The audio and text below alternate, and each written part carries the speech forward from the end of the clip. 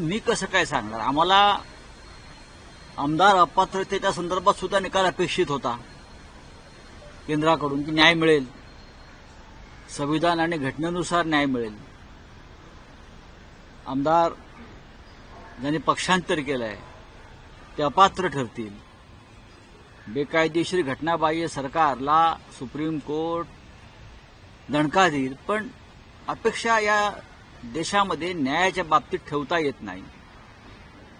आजच सर्वोच्च न्यायालयाचे माजी न्यायाधीश न्यायमूर्ती मदन लोकूर यांनी सांगितलेलं आहे, या देशाचं सुप्रीम कोर्ट असेल, हायकोर्ट असेल, हे सरकारच्या दबावाखाली. हे कोण सांगताय? न्यायमूर्ती मदन लोकूर, जस्टिस मदन लोकूर, ज्यांनी अनेक वर्ष उच्च न्यायालयात आणि सुप्रीम कोर्टामध्ये न्यायाधीश पदावर काम केलं, अत्यंत वरिष्ठ न्यायाधीश. ते म्हणतायत की आमची न्यायव्यवस्था अगदी सुप्रीम कोर्टपासून ही सरकारच्या दबावाखाली आणि त्यानुसार निर्णय घेते.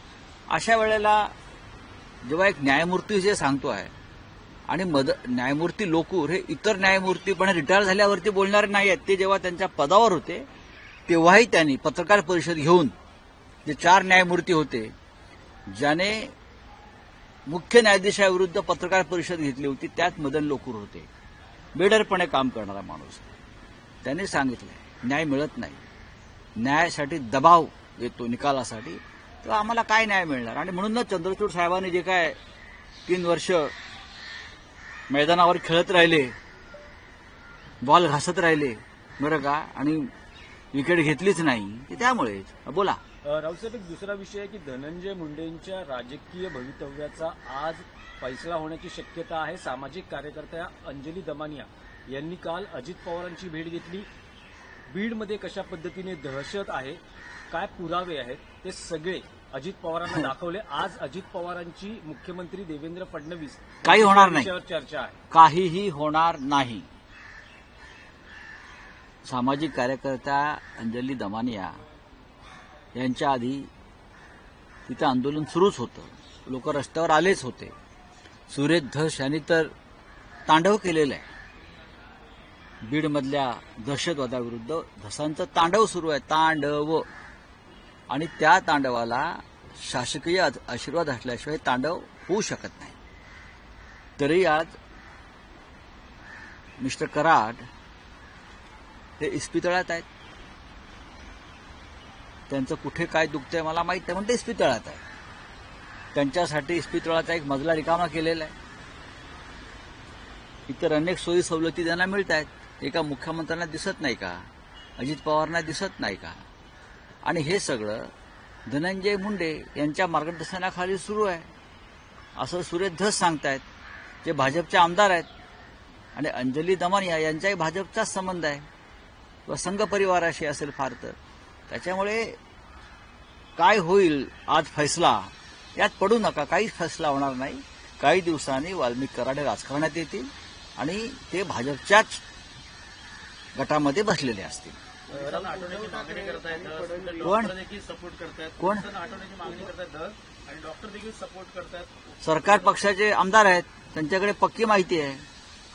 धस साहेबांचं ऐकलं पाहिजे, धस साहेबांचं ऐकलं पाहिजे असं मी म्हणेन ना. ते त्या भागातले आमदार आहेत, त्यांना तिकडली परिस्थिती माहिती आहे. आम्ही मुंबईतून बोलणं योग्य नाही, आम्ही मुंबईतून बोलणं योग्य नाही.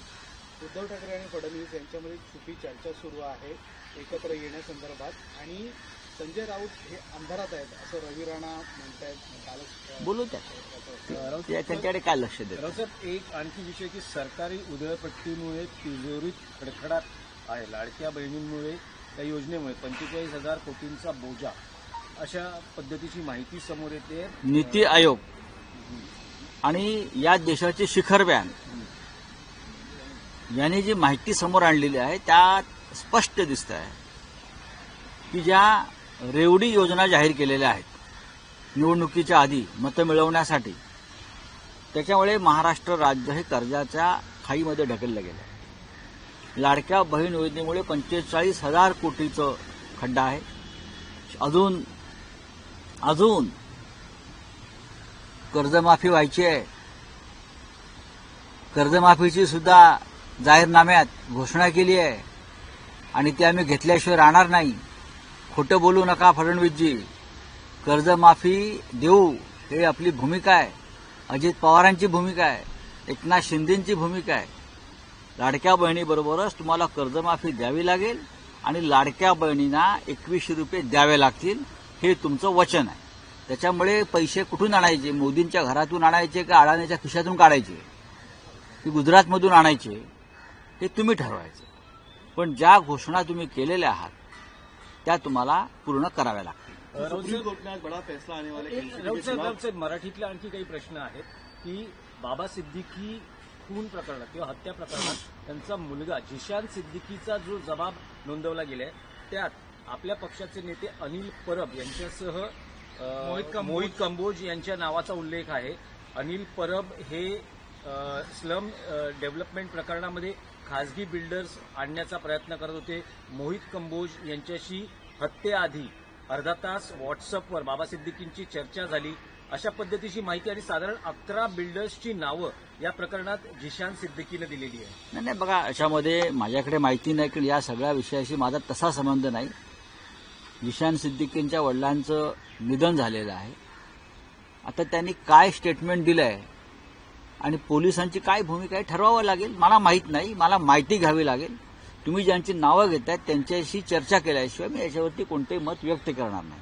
रावसाहेब, आणखी एक विषय होता की माजी मुख्यमंत्री एकनाथ शिंदे यांनी उद्धव ठाकरेंवर टीका करताना असं म्हटलंय की एवढं पतन होत असतानाही आत्मचिंतन करण्याऐवजी गद्दारीवर बोलत आहेत. रस्सी जल गई पर अभी तक बल नहीं गया, जो बूंद से गई वो हौद से नहीं आई. बघा, ही लिहून दिलेली भाषणं आहेत. एकनाथ शिंदेना मी ओळखतो. आमचे मित्र होते बरं का. त्यांच्याने आमचं फार अगदी गुळपीट होतं एकेकाळी. जिथे आपण आज उभे आहोत तिथे यायचे ते. तर तुम्ही आता रस्सी जलगई वगैरे, आता तुमची रस्सी कधी जाळतील बीजेपीवाले त्याकडे लक्ष ठेवा. तुम्ही भाजपबरोबर आहात. तुम्ही आगीशी खेळताय. आम्ही वाचलोय. आमची रस्सी पुन्हा नव्यानं आम्ही वळू आणि त्याचा फासही करू. कोणाच्या गळ्यात टाकायचं आहे ते टाकू. आम्ही स्वाभिमानानं बाहेर राहिलो. तुम्ही सगळे ज्या लाचारीच्या मार्गाने चाललेला आहात त्याला स्वाभिमान म्हणत नाही. रस्सी जल गई, हौस से गई, बुंद से आई, हे ठीक आहे. हे इतिहासातले दाखले आम्हाला देऊ नका एकनाथजी. आम्ही तुम्हालाही ओळखतो आणि तुमच्या सहकार्याने ओळखतो. जे पळून गेले डरपोकपणानं त्यांनी अशी भाषा करणं बरोबर नाही. रावसाहेब, याआधी आपण राजकारणात राजकीय आरोप प्रत्यारोप पाहिले, ट्विटर वॉर बघितलं, फोटो वॉर बघितलं, पण महायुतीमध्ये आता एक नवं व्हिडिओ वॉर समोर येत आहे. गोगावले आणि शिंदे शिवसेनेचे आमदार तटकरेंच्या व्हिडिओबद्दल बोलतात की ते आम्ही बाहेर आणू. तर तटकरेंचे समर्थक किंवा त्यांचे जे कार्यकर्ते आहेत ते म्हणतात की आम्ही गुवाहाटीतले व्हिडिओ समोर आणू. मी याच्यावरती काय बोलणार किंवा आम्ही काय बोलू शकतो याच्यावरती? हे गँगवॉर आहे. ह्याला गँगवॉर म्हणतात मुंबईतल्या भाषेमध्ये. आणि हे गँगवॉर थांबलं नाही तर हे गँगवॉर रक्तपातापर्यंत जाईल की काय रायगडमध्ये, रायगडच्या रस्त्यावर.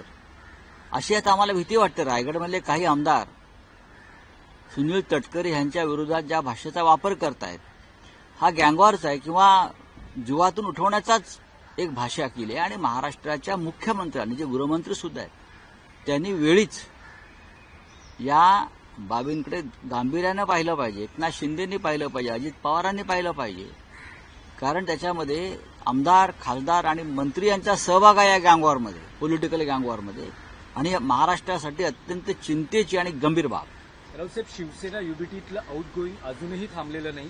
तुम्ही नाशिक दौरा केलात, तुम्ही मुंबईत परततात, तोपर्यंत नाशिकमधले तुमच्या पक्षाचे 3 माजी नगरसेवक शिंदे शिवसेनेत गेले. काल राजूल पटेल या शिवसेनेच्या रणरागिणी म्हणून ओळखल्या जाणाऱ्या त्याही शिंदे गटात गेलेल्या आहेत. तर हे त्यांच्याकडे होतंय असं का होतं हे त्यांना विचारा. परवाच्या अंधेरीच्या सभेत राजूल पटेल व्यासपीठावर होत्या ना. अंधेरीच्या सभेत राजूल पटेल व्यासपीठावर होत्या, सन्मानानं बसल्या होत्या. 3 दिवस झाले त्या गोष्टीला. 23 तारखेला त्या व्यासपीठावर होत्या, त्या सन्मानानं बसल्या होत्या. जोपर्यंत शिवसेनेचा मुख्यमंत्री म्हणजे उद्धव ठाकरे होत नाही तोपर्यंत चप्पल घालणार नाही अशी त्यांची भूमिका होती आणि त्या अनवाणी फिरत होत्या बराच काळ. आता असं अचानक काय झालं, त्यांच्या पायाला कोणते काटे टोचले मला माहीत नाही, पण त्या खरोखरच संघर्ष करणाऱ्या कार्यकर्त्या होत्या, त्या खरोखरच निष्ठावान होत्या. आता नाशिकमधली माणसं गेली म्हणताय, ज्यांना जायचं आहे त्यांना तुम्ही किती थांबवण्याचा प्रयत्न केला तरी ते थांबणार नाही. पैशाचा मोह अफाट आहे आणि पैशाची ताकद राजकारणात वाढली. माणसं विकत घेतली जात आहेत, माणसांना भय दाखवलं जात आहे आणि म्हणून म्हणतो की इतकं घाणेरडं राजकारण या राज्यामध्ये कधी झालं नव्हतं. मला माहिती सर. दो बड़े निकाल आने वाले, एक एनसीपी के सिंबल को लेकर और दूसरा मनपा इलेक्शन को लेकर, क्या दिक्कत है? देखिए, मनपा इलेक्शन के लेकर हम आज वेट करेंगे क्या निर्णय आता है. हमारी तो इच्छा है कि जो न्याय संगत है, तर्क संगत है, वो निर्णय आना चाहिए. लेकिन आज ही मैंने पढ़ा, जस्टिस मदन लोकुर जो सुप्रीम कोर्ट के जज रहे, सीनियर जज रहे, उनका एक स्टेटमेंट मैंने पढ़ा कि सुप्रीम कोर्ट के ऊपर राजनीतिक और सरकार का दबाव है और उस दबाव के चले निर्णय दिए जाते हैं. ऐसे में हम क्या एक्सपेक्ट करते हैं. हमें लगता था कि जस्टिस चंद्रचूड़ न्याय करेंगे.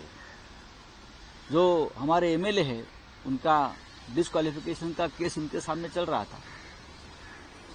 जो सरकार, एक घटना बाह्य सरकार राज्य में बनी है, उनका फैसला उनके हाथ में था. जिस तरह से शिवसेना का सिंबल चुराया है उनका फैसला उन्हें देना था, लेकिन एक भी फैसला नहीं दिया और वो चले गए. उसका मतलब है जो जस्टिस लोकुर कहते हैं कि राजनीतिक दबाव है और उस दबाव के नीचे हमारा सुप्रीम कोर्ट काम कर रहा है. गार्डियन मिनिस्टर को लेकर एक तरह का वायरल वीडियो का धमकी चालू हो गया, पॉलिटिकल वॉर शुरू हो चुका है. इसमें जनता का हित कहाँ? ये this is not political war. Mumbai के भाषा में उसे अंडरवर्ल्ड का गैंग वॉर बोलते हैं और ये गैंग वॉर सरकार में चल रही है और 3 गैंग है. 3 गैंग में ये गैंग वॉर चल रहा है. बीजेपी है, अजित पवार की पार्टी है और एकनाथ शिंदे की पार्टी है. 3 पार्टी में एक खूंखार गैंग वॉर चल रहा है और गैंग वॉर इस हद तक गया है कि एक दूसरे के वीडियो, धमकियां, मारने की साजिश, ये सब चल रहा है. महाराष्ट्र की सरकार में अगर कोई गृह मंत्री है, सचमुच उनका जमीर जाग उठा होगा तो देखिए क्या चल रहा है, नहीं तो खून खराबा मंत्रियों का हो जाएगा. Thank you. इलेक्शन आए हुए कि ठाकरे कांग्रेस या आम आदमी पार्टी के प्रमोशंस के लिए जाने वाले? नहीं, हम कहीं नहीं जाएंगे. हम तटस्थ हैं, हम देखेंगे. दोनों हमारे मित्र हैं. तो बाबा सिद्दीकी हत्याकांड में ईशान सिद्दीकी के बयान में मोहित कंबोज का नाम आया है, जिसके साथ आखिरी बात बाबा सिद्दीकी की हुई थी. मुझे मालूम नहीं कि ये मोहित कंबोज शायद यही है जिसने महाराष्ट्र का जो चुनाव की रिजल्ट है उसके बाद देवेंद्र फडणवीस को कंधे पर उठाकर नाच रहे थे. शायद लगता है यही व्यक्ति है ये. बराबर ना, यही है.